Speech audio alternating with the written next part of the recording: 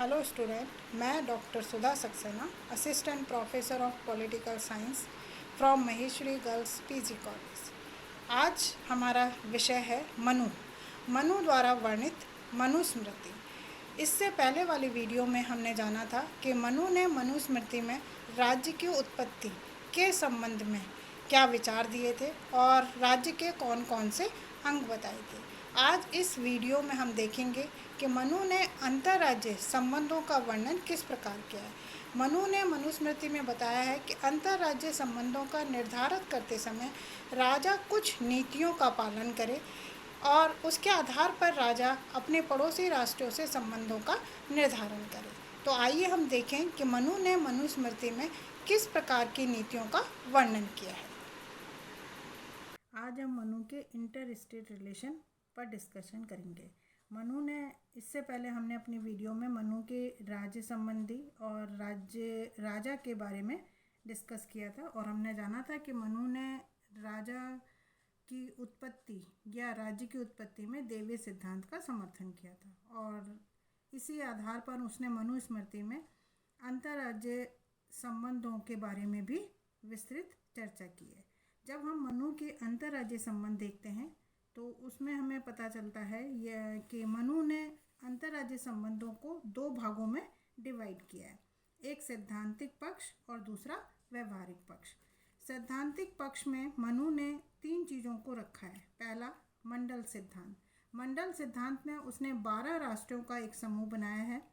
12 राष्ट्रों में 10 राष्ट्र सीधे स्टेट रखे हैं, जिनमें बीच के राष्ट्र को उसने विजयगिसु नाम दिया है और उसका जो पड़ोसी राष्ट्र होगा जिसकी सीमा विजयगिसु राज्य से मिलती है उसे मनु ने अरि नाम दिया है। यानी कि मनु का मानना है कि जो पड़ोसी राष्ट्र है वो कभी भी हमारा मित्र नहीं हो सकता, उसे राजा हमेशा शत्रु मानकर चले। तो जो विजयगिसु का पड़ोसी राष्ट्र है मनु के अनुसार वो अरि कहलाएगा, यानी कि शत्रु होगा। लेकिन शत्रु के पास वाला जो राष्ट्र होगा, आगे की तरफ जो पास जुड़ा हुआ राष्ट्र है अरि से, मनु ने उसे मित्र नाम दिया है, अर्थात कि वो विजयगिसु का मित्र होगा। विजयगिसु का मतलब था कि विजय प्राप्त करने की इच्छा, उस राष्ट्र को उसने विजयगिसु नाम दिया है। इस प्रकार मनु ने आगे के 5 राज्यों का वर्णन किया है, जो कि एक शत्रु और दूसरा मित्र, फिर शत्रु फिर मित्र, इस तरह से 5 आगे और 4 पीछे राज्यों के बारे में उसने वर्णन किया। पीछे का भी राज्य जो उसकी सीमा से जुड़ा हुआ है उस राज्य को उसने शत्रु माना है और उसे उसने पाशनिग्राह नाम दिया है।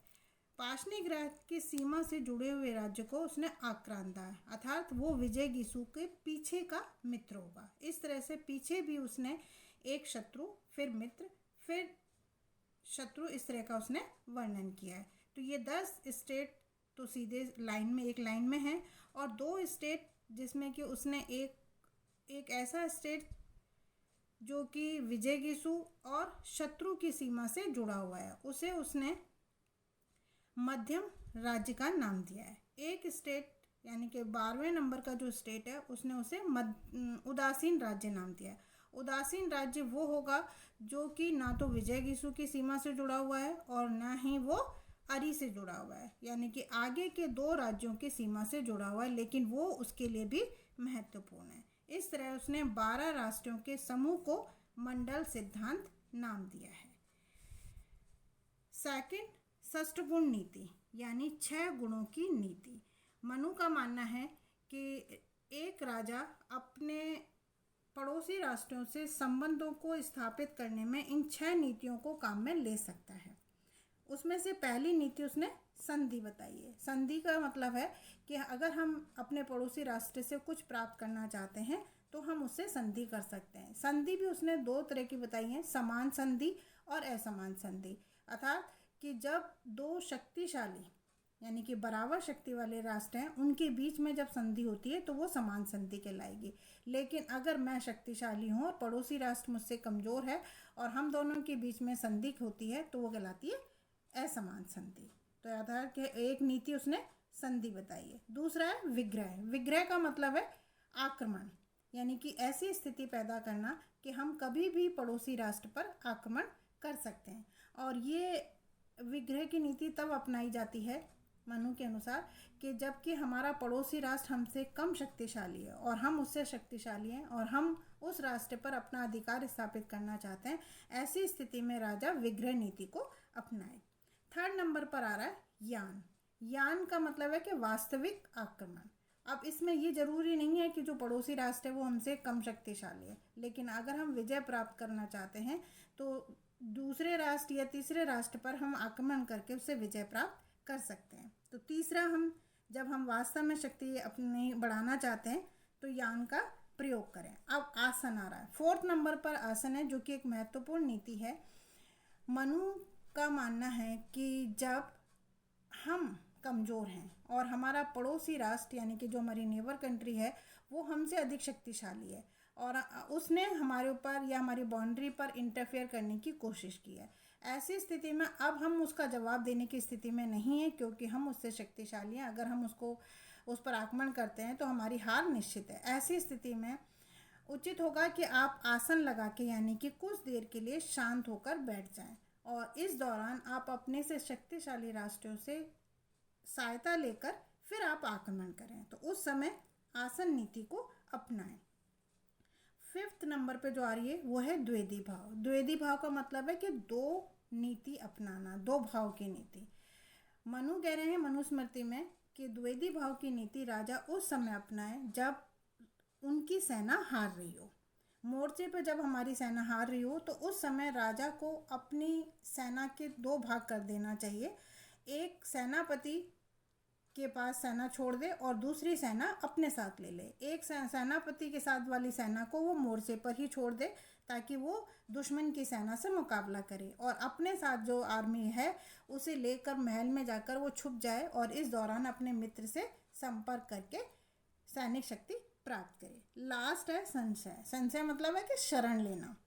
वो 6 नंबर की पॉलिसी उस समय काम में ली जाए कि जबकि हमें लग रहा है कि जो हमारा दुश्मन है वो हमसे शक्तिशाली है और ऐसी स्थिति में हमारी हार निश्चित है, तो उस समय आप किसी शक्तिशाली मित्र के अंडर में शरण ले सकते हैं। जैसे कि जम्मू कश्मीर था। जम्मू कश्मीर पर जब पाकिस्तान ने आक्रमण किया था तो उस समय जम्मू कश्मीर के जो शासक थे उन्होंने इंडिया में आकर अपनी शरण ले ली थी, यानी कि इंडिया के प्रधानमंत्री के पास जाकर उन्होंने रिक्वेस्ट की थी कि आप हमारी रक्षा करें। तो उस नीति को हम बोलते हैं संशय। यानी कि मनु ने 6 प्रकार की नीति को अपनाने पर बल दिया है अपने पड़ोसी राष्ट्रों से संबंध स्थापित करने में। अंत में जो तीसरा आ रहा है सैद्धांतिक पक्ष में वो है 4 उपाय, जिसे हम सब जानते हैं और जिसे हम जीवन में भी उसका पालन करते हैं। ये 4 उपाय भी मनु ने कहा है कि पड़ोसी राष्ट्रों से संबंध स्थापित करने में इन 4 उपायों का प्रयोग कर सकते हैं, जिसमें से पहला है साम, दाम, दंड और भेद। इस नीति का हम हमेशा पालन करते हैं। साम का मतलब है जब हमें किसी से दूसरे से कोई चीज़ प्राप्त करनी है तो उस समय हम उसको समझा सकते हैं कि ये प्लीज़ ये मुझे दे दो, है ना। तो वो साम नीति को अपनाएं। लेकिन अगर वो हमारे समझाने से काम नहीं कर रहा है तो उस स्थिति में हम उसे कुछ लालच दे सकते हैं, यानी कि बदले में हम उसे एक लैंड दे दें, भूमि दे दें या कुछ कैश दे सकते हैं। तो इस तरह का हम दाम देकर भी अपने हिसाब से वो काम करवा सकते हैं। फिर है दंड। दंड का मतलब है कि पनिशमेंट देना, यानी कि अगर आप मेरी बात नहीं मान रहे हैं तो उस स्थिति में मैं आपके साथ बल का प्रयोग कर सकती हूँ। फिर लास्ट में आ रहा है भेद। भेद का मतलब है कि आप पड़ोसी राष्ट्र की जो पावर है, जो शासन व्यवस्था है, उसके अधिकारी कर्मचारियों में फूट पैदा करते हैं। इसमें से मनु अंतिम जो उपाय है वो दंड को मानता है, यानी कि युद्ध हम तब करें जब तीनों हमारे सक्सेस नहीं हो रहे हों, उस स्थिति में दंड का प्रयोग किया जाए। तो ये कुछ सैद्धांतिक पक्ष से जिसके संबंध या जिसको हम पड़ोसी राष्ट्रों के संबंध स्थापित करने में पालन कर सकते हैं। अब सेकंड जो है, मनु ने व्यवहारिक पक्ष के बारे में भी कुछ डिस्कस किया है। व्यवहारिक पक्ष में उसने 3 चीज़ों को लिया है कि राजा की ड्यूटी है कि वो दूत व्यवस्था स्थापित करे, गुप्तचर भी रखे और युद्ध संबंधी अपने नियमों का निर्धारण भी करे। अब दूत में हम देख सकते हैं कि दूत में कई तरह के दूत होते हैं। जैसे कि आपको अपने पड़ोसी राज्यों के लिए मैसेज भेजना है तो उसके लिए हमें गुप्त दूतों की आवश्यकता होती है। तो ऐसे कुछ दूत व्यवस्था रखे ताकि हम अपने पड़ोसी राष्ट्रों को मैसेज या संदेश पहुंचा सकें। गुप्तचर वो होते हैं जो कि पड़ोसी राष्ट्रों से जो इन्फॉर्मेशन है वो गुप्त रूप से लेकर आएं और अपने राजा तक पहुंचाएं। अब गुप्तचर किसी भी रूप में हो सकते हैं, जैसे ग्रस्त रूप में, है ना, सन्यासी रूप में, या किसी अन्य व्यापारी के भेष में जा सकते हैं, या भिखारी के रूप में रह सकते हैं। तो इस तरह के इन्होंने गुप्तचर के बारे में मनु ने बताया है कि कई प्रकार के गुप्तचर हो सकते हैं जिनके माध्यम से हम पड़ोसी राज्यों की इंफॉर्मेशन कलेक्ट कर सकते हैं। युद्ध, मनु का मानना है कि युद्ध हमेशा धर्म के अनुसार होना चाहिए और युद्ध के जो नियम हो वो धार्मिक आधार पर निर्धारित किए जाए। साथ में मनु ने राजा को निर्देश दिया है कि युद्ध जो किया जाए उसमें जो हारा हुआ देश है उसकी जनता के साथ अपने जनता के अनुसार ही व्यवहार किया जाए और युद्ध में जो सामग्री जीती है, जैसे अस्त्र शस्त्र है, लैंड है, भूमि है, इनको वो अपनी सेना में डिस्ट्रीब्यूट कर दे, यानी कि सेना में उसका वितरण कर दे, ताकि जो सैनिक है वो उनमें उत्साह बना रहे और वो हमेशा युद्ध के लिए तत्पर रहें और देश की सेवा में लगे रहें। तो इस प्रकार हमने जाना कि मनु ने अंतर्राज्यीय संबंधों में किन किन नीतियों का वर्णन किया है, जिसमें हमने देख लिया कि कुछ सैद्धांतिक पक्ष हैं और कुछ उसने व्यवहारिक पक्ष रखे थे। धन्यवाद। मुझे आशा है कि ये आपकी मुझे आशा है कि ये विचार या यह वीडियो आपके काम आएंगे और इससे हम जान सकेंगे कि मनु जी ने अंतर्राज्यीय संबंधों में क्या क्या कहा है।